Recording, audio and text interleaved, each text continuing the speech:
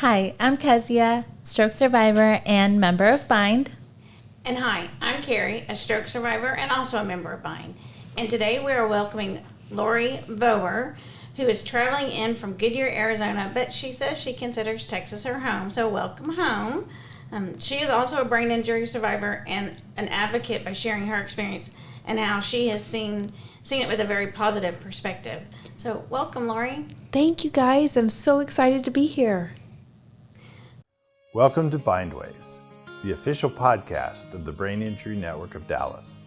I'm Brian White, Bind's Executive Director. On each episode, we'll be providing insight into the brain injury community. We'll be talking to members and professionals regarding their stories and the important role of Bind's Clubhouse. We work as a team to inspire hope, community, and a sense of purpose to survivors, caregivers, and the public. Thank you for tuning into Bindwaves. Let's get on with the show. So, just to get started, just tell us a little bit about you. Yeah. And we're going to ask you lots of questions, but let's just get to the nitty-gritty. Yes, sounds great, and thank you again for having me. So I am a almost 22-year stroke survivor. I suffered a hemorrhagic stroke at age 29 in January of 2003, and completely out of the blue, had no idea, even signs of stroke like I should have. And my husband and I had been married almost 5 years at that point, and we lived in Minnesota. And I had previously worked at the airline industry at Northwest Airlines. My background is marketing, sales, and customer support. And we had been trying to start our family. And I decided at that point to take a new job to slow life down and to start our family. And 3 weeks into the job, I had my stroke. Yeah, that's when I read that about you. It was so interesting that you had a stroke at such a young age. I was 28 when I had the stroke. Wow.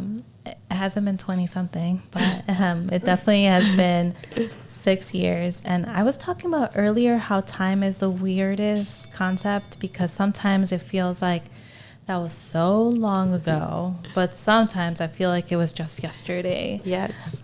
So that's really interesting. I read too that you had an AVM. And I know that, can you let us explain to us what an AVM is? And that way we can learn more about you, but also our listeners. Yes, absolutely. So it stands for arteriovenous malformation, and it is a birth defect that I was born with that was never detected. And some are born with these AVMs, these malformations, and they never rupture. And some have them and they never even know they have them. I was born with it and never knew that it even existed until it ruptured. It is when the blood vessels aren't formed correctly, and so the malformation between the blood vessels and the capillaries is not correct. And so it, in my case, caused a massive bleed. And it's almost similar to an aneurysm as far as the bleed goes. And in this particular case, it caused just a massive bleed that day. And therefore, I was rushed to the hospital, and we went into a major brain surgery, emergency brain surgery to stop the bleed. And then I was in a medically induced coma for 17 days to get the brain pressures down, and then woke up. I was completely paralyzed on the left side at the time. But everybody has different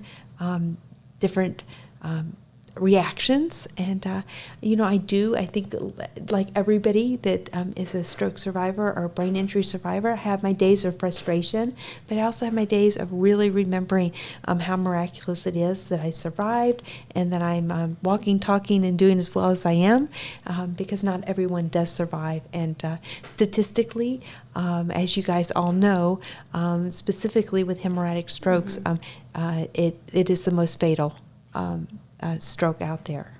So, yeah, I was wondering that. I had a hemorrhagic stroke as well. I was a little older than y'all. I waited till 38.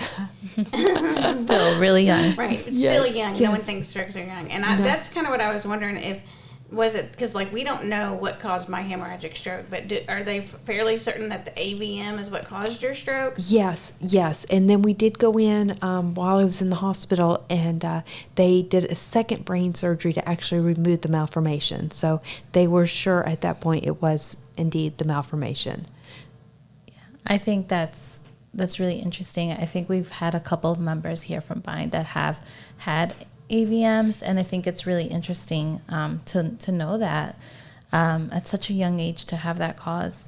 I love that you brought up how you are now with all your successes and how you're doing great. But how did the brain injury, or actually the stroke, affect you? I think at the very beginning, I didn't realize how much it did affect me. And I'm so incredibly grateful for that. It's been honestly a process and a journey of learning my deficits. And I'm truly grateful that no one clued me in at the time of what the true picture was going to look like, specifically my family members. And no one said, hey girl, this really is lifelong, and you're just not going to recover like you think you're going to. Everybody kind of kept that as a hidden secret. And I do believe mentally, I stayed positive, even though that's part of my personality. It really did not affect me the way it could have, because I truly thought, well, hey, I like to exercise prior, and if all I have to do is exercise a lot and work really hard, which, hey, I know how to do, I got this. I'm no time at all, we'll be back to square one. And I remember telling my therapist, probably 5 years, I'll be completely recovered and we'll be back to normal. And I was in the hospital for 2 months, went home in a wheelchair, and 2 months post-stroke, my husband lost his job in the aviation industry, which moved us from Minnesota to Arizona. And that's when my therapy really kicked off, and it became really my full-time job. But, as you guys all know, it is a lifelong journey, and it emotionally and physically, it takes, because new things come up all the time. And once you think, oh, I've conquered this, something else appears. And then for me, I got to a point where it also became age, right? And so I think it's just one thing after another. But you really have a choice of being stuck in whatever you go through, or persevering, sometimes one breath at a time. And that's just the choice you got to make. No, that's so totally true. Because, I know you said yours was on the left side, mine was on the left side. So our limitations are very limited. So you were lucky like me, and your speech was not affected. Absolutely. Because that's what I told everyone, because I'm a talker. Yeah. I don't know. I mean, I like to think I'm a positive person, too, and that's what helped me. But if I hadn't have been able to talk, I'm not sure what I would do. I mean, my first and only goal was to walk. Yes. Well, you and I are both very similar. In fact, the family joke is that they kept putting me further under the medically induced coma, because people would come and try and visit, and I kept trying to come out and wish them happy anniversary and talk to people and wish them happy birthday and have my list of things to do. And they kept putting me back into the coma further and further, because I kept coming out, and that's just my personality. And so the joke was, even a stroke couldn't keep me down. So, I think our positive personalities and our perseverance is what gets us better, right? Yeah, I think so too. Right now that you were saying you were induced coma, I mean, I definitely had a different stroke. I was in the hospital in and out for about 3 months, and I don't remember it, but I was told, I wasn't allowed to have people over, because it was I was at such a high risk. But I think once I was able to comprehend it, I registered for the Chicago Marathon, as if I was going to be better and walking again. I love that. Yeah, I didn't understand. I didn't understand how long of the recovery was going to be. Mm-hmm. And you're so right. It's like a forever recovery. So yes. I didn't get it. I just thought, I'll be able to walk soon, and that's going to be it. But it's it's a long process, and not only for me, but my family too. So you mentioned your husband. Yes. How did he react to your what happened, the stroke? Yes, I am so grateful for his support, and I think we have a strong faith, number one, and that has truly helped, that we had that strong faith. My husband grew up in this is where that came in, and I think God always has a plan. Sometimes you just don't recognize it. He grew up in a household with a mom that battled cancer a good portion of his life, and she passed away a month before we met. And so he grew up watching his dad take care of his mom most of his juvenile life. And so when, neither one of us had any idea this would be our future, but I think he innately, he just knew what it meant for a spouse to take care of a loved one. And so he really, I think at the beginning, it was like deja vu. Is he going to lose me like his dad lost his mom? And then after I started recovering and we were over that hump, he just kind of stepped in, and it was just like, okay, when we take your wedding vows, for better or worse, sickness and health, that's what it is. It's not an option not to. And, sometimes the joke is, I want to say, hey, you remember I have a disability, and it'd be nice if there's special favors. And so I jokingly tell him and share when I'm with stroke survivors now, there's no special favors in our house at all. And, and although I joke about it, I am truly grateful and blessed that we have that relationship, and we laugh together, we fight together, we frustrate each other like any other couple. And I have the privilege of sharing with other stroke survivors monthly back in Arizona, and I let them know that if they're new into the stroke journey, their caregivers as their spouses are caregivers right now, but at some point it's so important to get back to that spousal relationship. And so I'm grateful for that. And I'm an only child, and my parents were kind of the first responders. And so I think they tend to live in the trauma still a lot of what happened. And so they live more in the fear of what's going to happen next, and are they going to lose me? And whereas my husband has walked the journey, and he just knows that my desire is to be independent and to live my best life the best I can, leave my best legacy, and to do something with the challenges that I've been given. And he fully supports me, and I truly appreciate that he's embraced that and has supported that. Yeah, I mean, that's so true. And Kezzy and I talk about it with a lot of our guests, is that when you have a brain injury, it's not just the person that had the injury. It is the entire family. Absolutely. From spouse to, like, I unfortunately said I was 38. I was no longer married. So I got to move back at home with my parents, which I'm thankful and blessed that I was able to do that. Now, it's not so much fun to still be in your 50s and living with your 80-year-old parents, but it works, and it's cheap rent. Yes, but that is hard, because we go from, no matter what, we go from, even when we're married, we go from a life of independence to a life of dependence. And I understand, and that is tremendously hard. It is. I definitely felt connected with you when you're just saying that your parents are just in fear a lot. Yes. And trauma. Yes. That's my mom. I wonder sometimes if she listens to the podcast. Sorry, mommy, calling you out, but yeah, that's my mom's. I think it's like PTSD and like all the fear of like, I need to relax and no stress because I don't want you to have a stroke again. Like all these things. I'm like, Ma, I'm fine. I'm okay.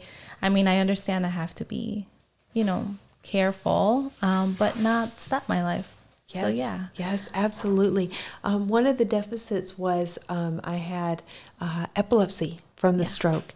And so I think a lot of the fear is for my family is not that I can't take care of myself, but if something happens, they're not there to take care of me the way they would want to take care of me. And so, I think I've learned in my maturity, and I'm getting there slowly but surely, rather than being the 2 or 3 year old mentality, kicking and screaming that I want to dress myself again, to put things in place, for instance, this trip to Texas, to make them all comfortable. They know who I'm with. They have a list of 10 friends that I'm all staying in the hotel with, contacts, phone numbers. All my friends have a list of all my medicines, all my information, and everybody is on the same page, so everybody's comfortable.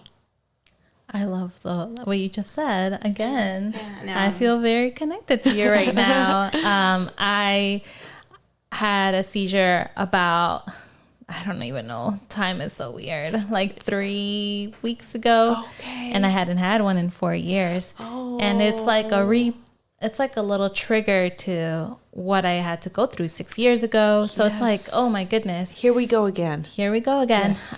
It's kind of like another hiccup, another bump on the road.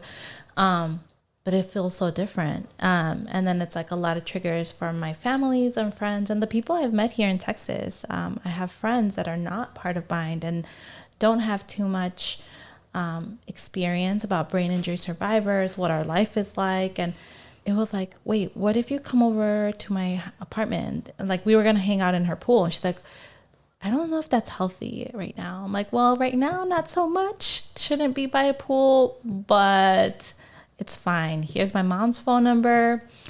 Here's all the resources. This is what you do. So it's kind of like teaching people what to do, in case it were to happen. But hopefully it doesn't happen, But then it makes you feel different again, doesn't it? And then all you want to say to other people is, I'm not any different than you. It's just my body is not cooperating the way I want to. And I think that has been my biggest struggle, as probably y'all's, is fitting back in your peer group and making other people understand. And that's truly hard. So I'm so glad you guys have each other. And I think that's why it's so important to find like-minded individuals to help us through the journey, and then just do our best to incorporate education with our other peer groups to get them to understand. Yeah. Well, that's what we want to do with the podcast. Everyone listen to us. Right. Yes, absolutely. I'm going to take a quick little break real quick and remind our listeners to be sure to click that like button, click that share button. If you're on YouTube, click that notify button. But so that kind of brings me back. You made a comment earlier that I'm curious about, because all of our rehabilitation journey is different. I was fortunate. I wasn't in a coma. I went through the normal acute inpatient, and then I was lucky enough to get in a day neuro program that was an extensive 3-month, all day long, 5 days a week, all the therapies. One of those reasons was because I wasn't walking fully, and my parents were working, and they really didn't want to leave me at home alone, because that's scary, Yes. But you said that your rehabilitation didn't really start progressing at a better level till you got to Arizona, which was a couple of years after you had the stroke? It was 6 months. Oh, okay. 6 months post-stroke. I misheard. Yes, and there was a new rehabilitation center called Swan Rehab that had just opened up. And at that time, it was very similar, I think, to what you went through. It was about a 6-hour-a-day program. And it has changed since then because of insurance. But at the time, it was a very intensive program. And I would have never gotten better had I not done that. So I'm so grateful for that time and those resources. Yeah, it was very intense for sure. And I think that's important, right? That we've learned throughout our guests, just that time is really important, and it feels exhausting because our brain is just developing and finding its new paths. So I think that obviously we looked into you to try to learn a little bit before we met you in person, which is right now. We didn't meet you before. Right. So I read into how your life now is just so different. And to me, it was a little surprising. So you have children, And I wanted to know that a little bit about you. Yes, yes. So, like I said, we were trying to start our family when I had a stroke. And, when you want to be a mom, that doesn't end just because you have a life challenge. So, 8 years post-stroke, we decided that we still wanted to be parents. And because of the disability and the epilepsy, we decided adoption was a good next step. So we decided to adopt a sibling group of 3 from Colombia, South America. My husband and I both are only children, so that's why 3. We wanted a bigger family.